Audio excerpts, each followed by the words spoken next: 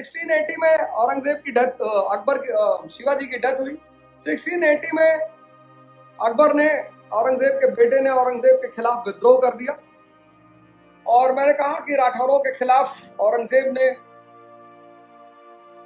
राठौरों को औरंगजेब ने अकबर के खिलाफ भड़का दिया। कोई अकबर को शरण देने को तैयार नहीं, तो फिर औरंगजेब, अकबर को भागना पड़ा डेक्कन। डेक्कन पहुंचा, संभाजी ने उसे शरण दे दी और शिवाजी के बेटे ने। फिर तो औरंगजेब को बर्दाश्त नहीं, नाराज तो पहले से ही था कि शिवाजी, एक जमींदार के बेटे ने उसके सामने एक राज्य, स्टेट खड़ा कर दिया, तो नाराज तो वो पहले से ही था। लेकिन अब उसने देखा कि यार, मेरे विद्रोही बेटे को तुम शरण दोगे, इतनी हिम्मत तुम्हारी। और फिर 1681 में बैग और बैगेज लेकर वो कूच करता है डेक्कन की तरफ। अब जब वो डेक्कन की तरफ कूच करता है तो उसके दिमाग में पहली बात आता है कि ये इराक और सीरिया को खत्म कर दो। इराक कौन? बीजापुर। सीरिया कौन? गोलकुंडा। हालांकि ये राय जयसिंह ने उसे बहुत पहले दी थी, फॉरवर्ड पॉलिसी टुवर्ड्स डेक्कन। खत्म करो यार, ये छोटे मोटे राज्यों क्यों पाल रखे हो, खत्म करो, मराठों से समझौता कर लो और वापस बैक टू पवेलियन। लेकिन तब औरंगजेब ने यह बात नहीं मानी। औरंगजेब के दो कमांडर बड़े एक्टिव रहे डेक्कन में, एक तो दिलेर खान और दूसरा जयसिंह। लेकिन औरंगजेब ने कभी फुल फ्लेजेड जिम्मेदारियां नहीं दी, वो पॉसिबल नहीं था। क्योंकि अगर आपने अपने किसी नोबल को अपनी पूरी सेना का चार्ज दे दिया तो हो सकता है वो आपको मारकर खुद ही राजा बन जाए, क्योंकि राजा, सेना तो उसका कमांड मानेगी जिसके हाथ में उसका चार्ज होगा। 1681 में औरंगजेब पहुंच गया डेक्कन। अब उसने नजर दौड़ाई बीजापुर और गोलकुंडा की तरफ। आदिल शाह को उसने मैसेज भेजा कि बेटा, तुमको तो बहुत मारेंगे। डेक्कन जाना उसकी मजबूरी इसलिए भी हो गया था कि गोलकुंडा जो है सुन्नी स्टेट, शिया स्टेट, वहां में दो भाई बड़े एक्टिव थे, मदना और अखन्ना। और इन तीनों ने मिलकर एक ट्रिपल अलायंस बना लिया था डेक्कन में, बीजापुर, गोलकुंडा, मराठा। इसके बड़े मैसेज के बाद भी इन लोगों ने कोई बात सुनी नहीं। तो फिर औरंगजेब को खुद जाना पड़ा। और जब शहंशाह खुद ही पहुंच गया दक्कन, तो पूरी मुगल आर्मी उसके पीछे। और 1686 में उसने बीजापुर को उड़ा दिया, खत्म कर दिया, इराक खत्म। कुतुब शाह को उसने मैसेज भेजा कि बेटा, ये जो तुमने काफिरों को रखा है ना, इन काफिरों की सुनते हो, इनको हटा दो, नहीं तो अगला नंबर तुम्हारा ही है। मदना खन्ना सड़क पर घसीट कर मारे गए। लेकिन औरंगजेब किसी को माफ करने के मूड में नहीं था। और 1687 में उसने गोलकुंडा को भी खत्म कर दिया। हालांकि कुतुब शाह ने बड़ी बातें मानी औरंगजेब की, लेकिन वो बिल्कुल मूड में नहीं था। उसने खत्म करो ये दर्द, हमेशा के लिए खत्म करो। और इस तरह से दक्कन पर अब मुगल सुप्रीमेसी, मुगल वर्चस्व। 1687 में बीजापुर, गोलकुंडा दोनों खत्म हो गए। अब बचे मराठा, और मराठा में संभाजी। 1689 में औरंगजेब ने संभाजी को पकड़ लिया।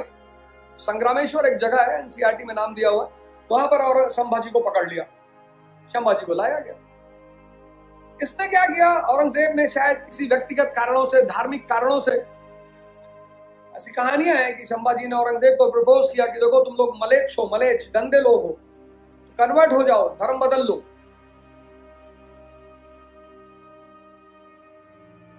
ये बात अगर उसने अकबर से कही होती तो एक बार अकबर माफ भी कर देता, समझा हुआ आदमी था, सुलझा हुआ आदमी था।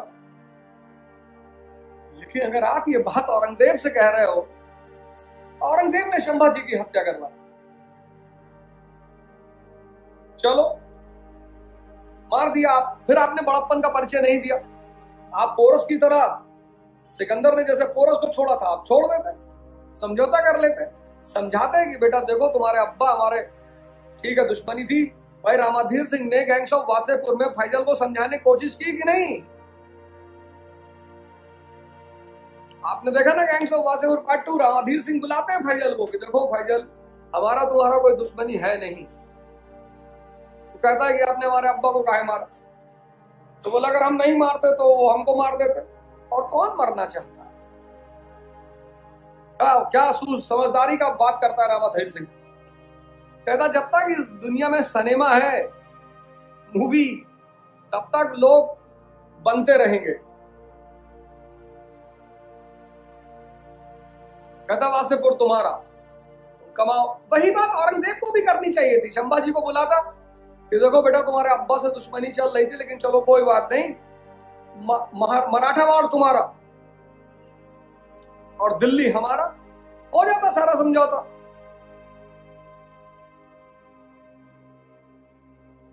हो जाता सारा समझौता।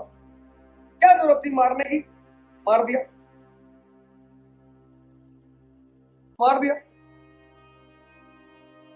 मारा तो मारा, मारा तो मारा। अब उसने अब आपने गर्दन काट दी, राजा को मार दिया आपने। अब बचे उसके प्यादे मराठा सरदार। अब किस बचे उसके प्यादे मराठा सरदार। अब किससे लड़ोगे? चेस के गेम में और मोनार्की के गेम में कौन सबसे इंपॉर्टेंट? राजा। आपने दूसरी चाल में राजा को चेक एंड मेट कर दिया, खेल खत्म। आप कह रहे नहीं, अभी प्यादों को भी मैं मारूंगा। कुछ बातें औरंगजेब की ऐसी है ना जो ये साबित करती हैं कि एक एवरेज जो मन होता है वो भी नहीं था उस आदमी के अंदर। या तो वो आदमी बहुत परेशान था, या तो वो आदमी बहुत दुखी था। एवरेज जो समझदारी होती है, एक राजा, इतने बड़े साम्राज्य के आप मालिक हैं,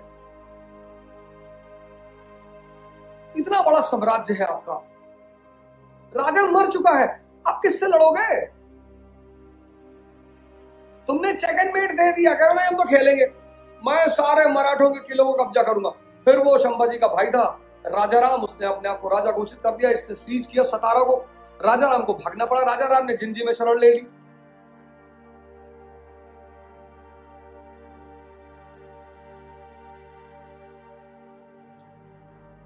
सोलह से 90 से 1703, 1690 to 1703 लिखा है बुक में। 13 साल इस आदमी ने मराठों से कोई बातचीत, बोला बात ही नहीं करना है। क्यों?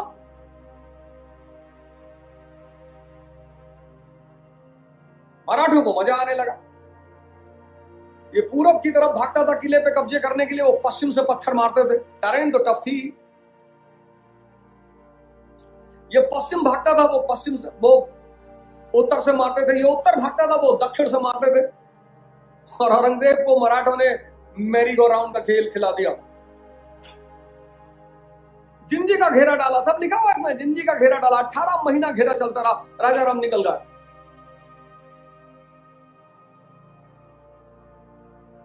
टूट गया औरंगजेब। नाचते नाचते नाचते नाचते टूट गया औरंगजेब। समझाने वाला कोई था नहीं, सबको पता था यार, को पता नहीं कौन सी बात इस आदमी को बुरा लग जाए। और जो समझाने वाले थे उनको कुछ समझ में आता ही नहीं था।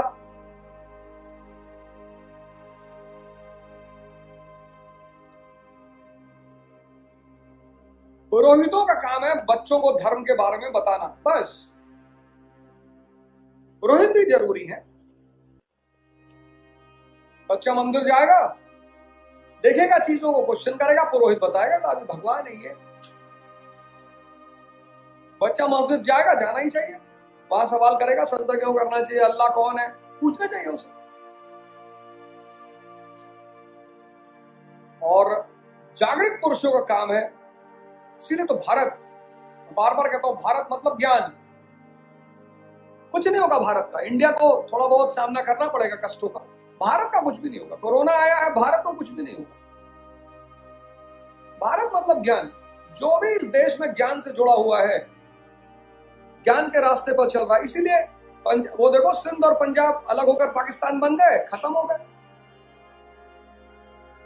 इनको तो बर्बाद होना ही था, क्योंकि ये भारत से कट गए। इंडिया से कटकर ये कट गए, इंडिया से कटकर जी लेते। भारत, कश्मीर, पंजाब, सिंध, ये सब भारत है। बांग्लादेश, यहां की संस्कृति भारतीय है। भारत मतलब ज्ञान, संतों की संस्कृति, सूफियों की संस्कृति। और संतों का, सूफियों का एक ही काम है, परिवर्तन, व्यक्ति के जीवन में क्रांति।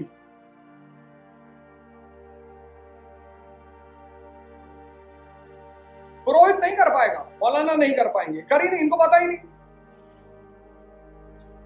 इनको पता ही नहीं। ना तो पुरोहित कर पाएंगे ना मौलाना। और जो बुढ़ापे में भी मौलाना के साथ है ना औरंगजेब, ताकि बाद में इसने बहुत उल्टा सीधा लिखा उनके बारे में। 13 साल इसने किसी से कोई बात नहीं की, एक किले से दूसरा किला, दूसरे किले से तीसरा किला, तीसरे किले से चौथा किला, ये भागता रहा। 1703 में टायर्ड हो गया, थक गया, टूट गया, बर्बाद हो गया, सब बिक गया सर। दीवाने आम का सारा सोना चांदी बिक गया, दीवाने खास का बिक गया, घर का बिक गया, सोने चांदी के बर्तन बिक गए। डेक्कन वॉर में राजा था ही नहीं, कंपेंसेशन किससे लोगे? घर घर में घुस के लूटोगे तो है नहीं तो फिर लुटेरे हो जाओगे। फिर इसके जो मनसबदार थे वो भी बड़े दुखी हो गए कि यार अपना तो खैर मर ही रहा, हमें भी परेशान कर रहा है। उन्होंने धीरे धीरे मराठों से अंदर अंदर समझौता कर लिया कि यार वहां बैठा है, दौड़ा लो।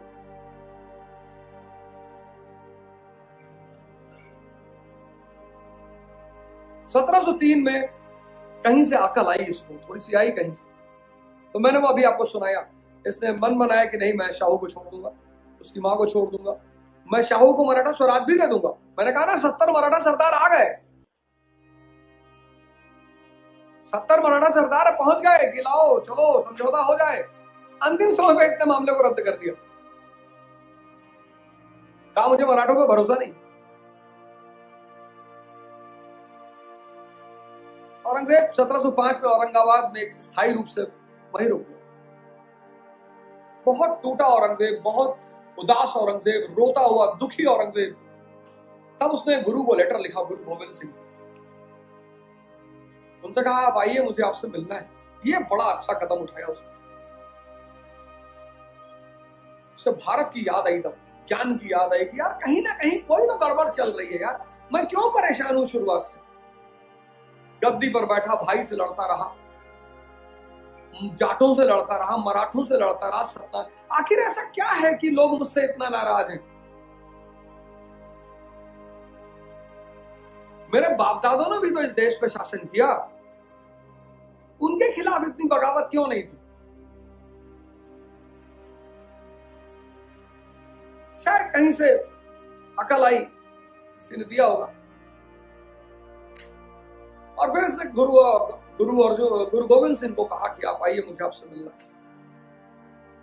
लेकिन जब तक गुरु औरंगाबाद पहुंचते 1707 में उस निराश औरंगजेब की डेथ हो गई। पर जाने से पहले, हालांकि वो अपने पूरे साम्राज्य को संभालने में बड़ा सक्षम था, जब तक वो जिंदा था, ये उसकी उपलब्धि है, जब तक वो जिंदा था तब तक उसका साम्राज्य बचा रहा। सबसे बड़े ज्योग्राफिकल एरिया पे उसने शासन किया। इतने सारे विद्रोहों के बावजूद कहीं कुछ भी उसका बिगड़ा नहीं। लेकिन साम्राज्य की जड़ों को उखाड़ दिया उसने, और सिर्फ अपनी गलत नीतियों की वजह से। Destiny is equal to direction.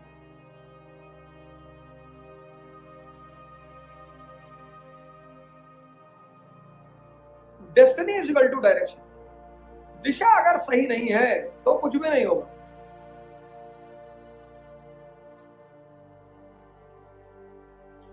सत्रह सौ 1707 औरंगजेब की मृत्यु हो गई, लेकिन मरते मरते उस आदमी ने मुगल साम्राज्य की जड़ों को हिला दिया। उसके बाद उसका बेटा बहादुर शाह गद्दी पर बैठा, लेकिन वो ज्यादा दिन जिंदा नहीं रह सका, और उसने एक गलती कर दी। इतना ग्रांट दे दिया, इतना बांट दिया, 13 करोड़ रुपए बचे थे तिजोरी में। 1707 में 13 करोड़ रुपए थे तिजोरी में, शाही तिजोरी में, सब बांट दिया। जब बहादुर शाह मरा, तिजोरी में पैसा नहीं। वही पैदा हो गया किंग मेकर। किंग मेकर कभी मजबूत आदमी को राजा बनाएंगे नहीं। लेटर मुगल्स आ गए, रही सही कसर उसने पूरी कर दी नादिर शाह ने। आखिर हम क्यों जाते हैं अपने शहर को छोड़कर किसी दूसरे शहर में? आखिर ऐसी क्या मजबूरी होती है कि हमें अपना होम टाउन छोड़ना पड़ता है? जॉब, स्टडी और प्रिपरेशन है ना। ऐसे में यूपीएससी की प्रिपरेशन करने वालों